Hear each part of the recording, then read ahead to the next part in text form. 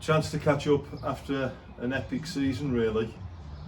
Going back to last June when you started pre-season, did you honestly think we were going to have a season like we just had? I hoped. I didn't know if we would or not. I think the feeling coming into the season that we've just had was very positive off the back of the 10th place finish that we had from being so low and when the current management team took charge. And in-house the players, I think we believed, and the management team, we believed that we could go and do something really successful with the season.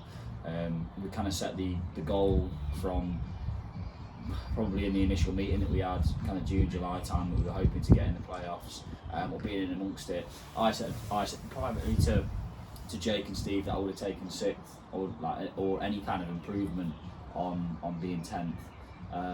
But then as soon as the season started rolling and we started picking up results and we started beating teams in and around us, I think the focus quickly shifted from my view to trying to solidify ourselves in the playoffs. And really I think we've managed to do it comfortably in terms of number of points, haven't we, that we were clear, and that's with a significant number of injuries and things like that towards the end of the season. So I'm absolutely delighted with that. Did I think we would do it? I wasn't sure, but I'm pleased we've done it, definitely, yeah.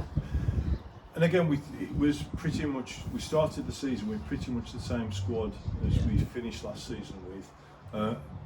We had a huge influx of lads from the under-18s throughout the season. We'll mention those in a minute. Yeah. The only player that we brought in at the start of the season was Morgan Payne, and then we only added one more player from an external club throughout the season, which was Will Wilder. Yeah. Was that your plan, just to bring in, if you're going to bring someone in, it had to be the right person that would buy into the Brockton ethic? Yeah, I think so. Bringing Morgan was really important for me. I've known him for a long time and I knew what he could bring. I didn't think he was getting a good run at Stafford Town, and I think bringing him in has just shown, really almost restored the faith, hasn't he, in what he's done. I think 12 goals a season in 40 odd appearances for an 19 year old's excellent. So that was really good to get him on board. I knew that a lot of the lads we got in were good enough to do something anyway, and they proved that at the back end of the season before. And I only wanted to add players that I thought would gel with the current lads, because it's one thing, isn't it, being a good footballer, but you've got to have the right attitude and you've got to have all these things, and bringing Morgan in was one, and Will, when the opportunity came around to sign Will, I tried in the summer, but he said he wanted to stay at Heath Hayes, which was fair enough, because he didn't want to do the travel in the Brockton's League. But it was after the game that we played him here, which we actually lost, and he said to me, he goes, "Do you play some good football?" He said, "When am I signing?" and I said, "Christ, if you think that's good, then wait till you see us on a good day." But no, he and then he messaged me a couple of months later, just saying, "Any chance I could come along?" I said, "Absolutely, yeah." When you get a player of Will Wilden's quality wanting to come in, then you absolutely say yes, don't you? But it's sometimes difficult for us in terms of we don't have a budget, or I know a lot of managers I speak to that if they want somebody and they've got somebody injured, they can go and give somebody an extra tenner or whatever it is to 20 quid, whatever it is to sign. But we haven't really got that luxury, so having to kind of rely on the younger players, is something that we needed to do. And again, that showed the very first game of the season, away at Stockport Georgians. Charlie King, 16-year-old, scores a cracking goal, and we were all thinking, he's a bit useful, this lad.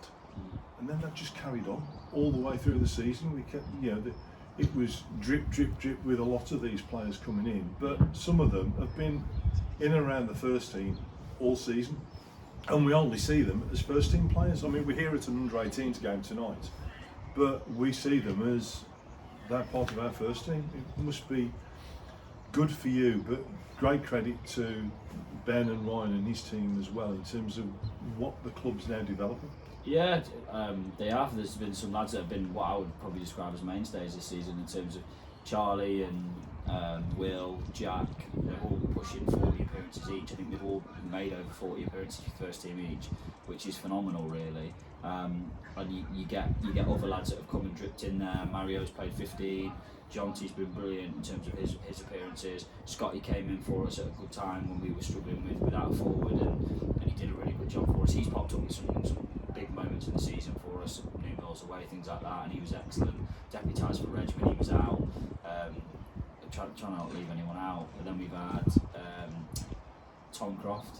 He played his 2 games early in the season, but it was one of those days that we really needed somebody against Clayton Green, and he did really well playing in that. And I'm missing one, and I'm sorry whoever it is that I've not said. I can't think who it is off the top of my head. I mean, There is 8, but I've named 7. Bozzy. Who? Bozzy. I've named Boz. Whoever it is, I'm sorry. But no, but again, going back to it, it's absolutely brilliant to have an under-18s. It's something that I wanted to get in. I spoke previously about it. I wanted to get it in when I first came because I really did think that the Floodlit League is the best league that you can have and get players from at that level. And they've come in and as you've seen, they've propped us up incredibly well and actually improved us in parts.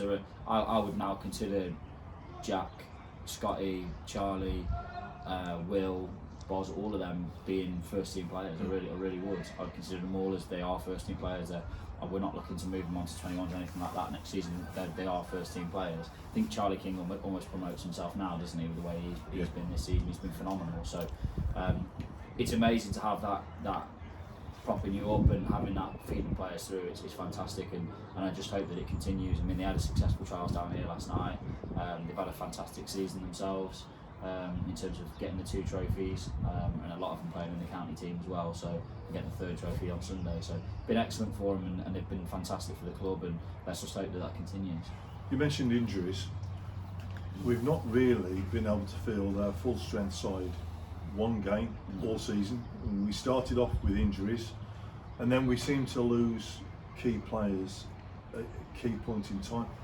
Latterly, to lose both Ben and Jake Thomas really hurt us in that running to the playoffs, and to be able to still finish where we finished with all the injuries we've had. You can't discount things like Cam Osborne, Cam Jackson, all the long-term injuries. You've still finished 4th. I mean, I have to keep pinching myself out because there aren't many teams that would have been able to cope with the amount of injuries that we've had, and have just rolled the sleeves up and gone with it. I do think it showed at times with the injuries. Like I think back to Tudor Town away where we lost 6-2, and I think you can feel 2, maybe 3 youngsters in a starting 11 of the team, and you can in certain areas, and you can get away with it. It's probably the wrong phrase, but I'll use it. Yeah. But in terms of when we have to play 6-7, that was noticeable, but wasn't it? And we struggled on that night because we had so many youngsters in there. But when we've had them playing 2s and 3s and things like that, they've been excellent. And we did have a lot of injuries, and do I think the games would have been different if Jake and Ben and Tony were available for the Sandbach game? Well, that absolutely it would have been different. And we'd had people like Chris who was coming back from injuries. I mean, I haven't played all year really. Like I've only been coming off the bench. Adam Weldon, how many injuries has Adam had? Too many. But yeah, I think he'll say that himself as well. But again, what it's a credit to is the boys who've been there all season, dragging the other lads with them, and it's a credit to the lads who have stepped in and showing us how good they are and how much they're pushing, keeping us going in the right direction. Well, I think the team spirit shows as well, though, because the heads don't drop. You look at the team, you look at the team sheet, and as a fan sat here in the stand, you look at the team sheet and you don't think, oh, so and so's missing, so and so's missing. It's a case of, okay, what's the 11 today? Yeah. And that improved as the season went on. You talk to people in the stand, oh, who's in goal today? Oh, Tony's out, but young Jonty's in. And well, he's a young lad, but so what? No, and it is so what. It's if they're good enough, then they'll get the opportunity to play. And I said that exact same phrase to the lads who were at the trials last night. I'll give anyone a chance who's good enough. And even with the injuries, when they stepped in, the spirit of the boys and the spirit of them to keep going was excellent. And hopefully that's what we can continue to do and keep pushing them on. Highlights of the season. We've had so many, cracking games, cracking performances. Yeah. What have been your highlights of the season? Early ones. I loved Ellesmere away. We won 2-0. Connor scored a penalty, and I think Cam Jackson scored a header. Cam Jackson scored a header. Cam Osborne won the penalty, didn't he? I loved that day. That was a typical backs against the wall away performance. It was windy. They got the long throw coming in, and we dug really deep to keep that clean sheet. And it was our first clean sheet of the season, I think. I really enjoyed that game. I loved I loved, and it has to be New Mills away for the 4-3 with Scotty with his last minute winner. Because obviously, I think we were 2-0 ahead, weren't we? Back to 3-2 down, pulled it back to 3-3. That little free kick that Reg and Connor try every week worked for the first time this season. And then obviously to win it at the last second with Scotty, that was amazing. The ground hop was fantastic. We won 1-0 here against Stockport Georgians. Really, really enjoyed that day. Seeing all the people down and in and around the club. That was a fantastic day. I'm trying to think of some of the others towards the top that we've had games against. I mean, the best game I saw last season was Cheadletown at home. Yeah, when we won Cheadletown at home, 6-2, yeah. because it was never a 6-2 game. No. They really, really pushed us, and at 3-2 you're thinking this could Right. go either way, and it was just two sides going hell for leather at each other. The first half of the abandoned game against Wythenshawe, because I think that's the best we've played all season, and second half at Abbey Hay for me, 3-0, yeah. because we really just turned it on, and that could have been any sort of scoreline. Couldn't. Anytime your striker scores 5 in a game, you enjoy that one, don't you? When we play against Even when Cheadle. the announcer said he's only scored 4. Yeah. Who's that? Yeah, I wonder. Yeah, I wonder. Yeah, the Abbey Hay game, it surprises me they came 15th in the league, or that far down, because I really did think they were a decent side. And again, I guess it just shows, doesn't it? Like if you're not at it every week, that's what can happen. And the league was very tight, wasn't it? It was really, really tight. But we had a little spell in the middle as well, Ashville and Barnton, where we'd lost to somebody. I can't remember who it was. I think it was actually Stockport. I think when we got beat 5-0 against Stockport, our next games were supposed to be Cheadle, but it got postponed. Yeah. And then it was Ashville and Barnton back to back, and it was 5-1 and 4-0, and that was massive for us in the middle of the season. It gave us that confidence boost again, and I really enjoyed that time there. And to be fair, even the playoff semi-final day, what a great day that was, despite the result. Seeing all the Brockton fans and all the people who were there behind the goal, and Ben banging his drum with the rest of the lads who were behind the goal singing. And that was small margins that fantastic. semi-final as well, Yeah, wasn't it? It massively. could have gone either way. Yeah. We're disappointed to concede 2 from set pieces, really, on that day. I know we didn't interview after it, but 2 set pieces, very disappointing to concede from them. But again, the only reason we conceded the third is because we've only got 2 at the back. But I'd rather lose 3-1 than not try and go for it, and we finished 2-1. So that's the only way we conceded the third, and we had them worried. We missed big chances at 0-0. Morg obviously goes round the keeper. Yep. Lad does outstandingly well to It was clear brilliant off the line. clearance to it clear was. that away. We had a couple more chances that I can't remember off the top of my head at 0-0, but 1-1 we had a few. Reg had one. Morgan had another Morgan. one with the keeper made a save. Yeah, Chris had one where the lads actually pulled him back. Yeah. There and Morgan then forced Will another Whelan save hit when the post, he didn't flicked it forward and the keeper stuck out the leg. Yeah. Yeah, Eric Murner's probably second good game of the season. Well, First one was against us. I've as well. only seen him twice, I think, and he was outstanding on both times. He was absolutely superb on the Yeah, day. he was, yeah. Low points of the season. Low points. Mine We had- was Wolverhampton's away, because I don't Yeah. think we turned up, No, we didn't in the Vars, not at all. which was a shame because I thought that was a winnable game. for I us. think occasion overawed us, I think, on Yeah, that day. I think you were. The losses in a row. I think we had 4 in a row early in the season. I think it went Stockport, or Abbey Hall, Stockport, and then Heath Hayes. That was a low period where I was scratching my head thinking, what are we doing here? But I think fortunately for us, those games that we lost were in the cup, weren't they? In terms of, we lost to Abbey Hall in the league, we lost to Stockport in the league, and then we lost to Heath Hayes and Stockport again in the cup. So that helps us think in terms of the league position. The 5-0 game at Stockport was a game that it was a low, but it did also show me, and I still believe it, that they were the best team in the division last year, by some distance. Every game we've had against Wythenshawe, fair play to them, they grind it out. And a bit of the football that Stockport play and the way they can play in different ways, they were excellent on that night. I think the front 2 are they're good. superb. Yeah, they're very good. And the lad I think who's 7, Toby Green, that really tore us apart at their place, and he's been in and out of the side for quite some time.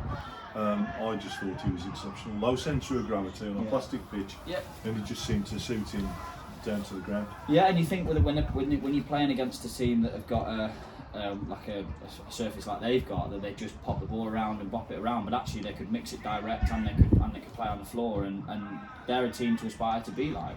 They're a great side, and they play in different ways, and they find ways to win, and credit to them. I'm disappointed for them that they dropped off, because they were excellent last year, and I had a few conversations with their manager, and I said similar to him. I thought they were really good.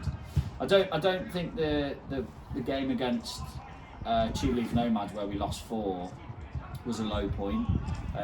Although it could be, people will be looking at this and going, well, it could be out because you lost 4, but Cheapleaf was superb. They were superb, but again, we had chances. We had chances early, but the injuries on that day, I think that was the start of our kind of demise for a little bit, because we lost Jake Thomas, who said to me as we were getting on the bus, Miami's dead tight. By the time he got off the bus at there, he said, I can't start. So that was a concern. And then we lost Triggsy, was struggling in the warm-up, and I said to him, you might as well start, because if you don't start, I can't bring you on anyway.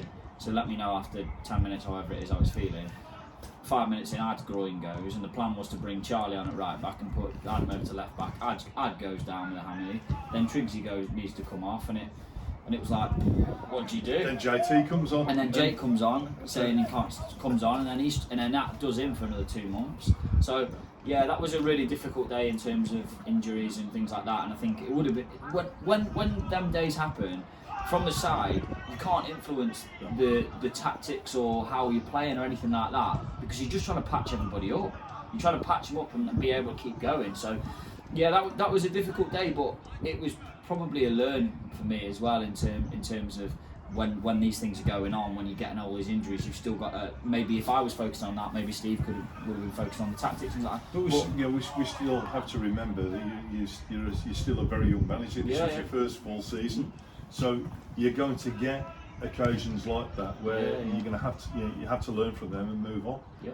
Next season, this one's done and dusted. Yeah.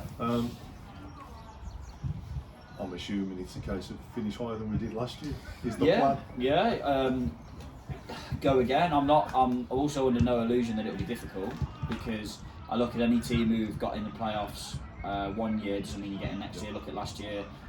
New Mills and ABA both didn't get in, did they? And they were in the year before. Withenshaw Amateur was the only ones who actually managed to get in again, and obviously they won it. So fair play to them. I know that's difficult, and I look at teams in leagues that I know personally. I look at Lichfield; they had a fantastic season the season before, and then they struggled to go again. And you look at Chasetown; they were flying the year before, and they struggled again this season. So I'm under no illusion it'll be difficult, but yeah, definitely we've got to go again. I think it's a case of trying to add a little bit of depth to the squad, so when we get injuries and suspensions, for example, we're able to kind of push on, and we've got players who can come in and be the same level. So it's a case of trying to pad the squad out, in my view, to get more players that we can use and who are of the same standard. That'll be difficult to manage, because obviously people want to play, don't they, and things like that. So. But it'd be a case of people buying into us doing that, and I've got a couple of irons in the fire that hopefully will come to fruition, but we'll see. But definitely go again, try and finish as high as possible. And it'll be another tough league, I mean, you've mentioned, we've already mentioned Cheapleaf Nomads. Yeah, flying. Yeah. If they keep that squad, they're going to be up there. Stockport Town are definitely not going to want to settle for second again, are they? No. Abbey Hay seem to be some serious investment going into Really? Abbey Hay. I didn't know that. Yeah, new management team. They're doing work already, doing work on the ground. They're talking about New Start, and I think they'll have a completely different squad. Yeah. Sandbach are going to be up there. Yeah. So we know it's not going to be. If that happens, I mean that'll be an interesting one if that happens. Yeah. I mean you've probably played at the Butcher's Arms in the past, haven't you? Played there, yeah. And I've been there on a few occasions. I remember going there one.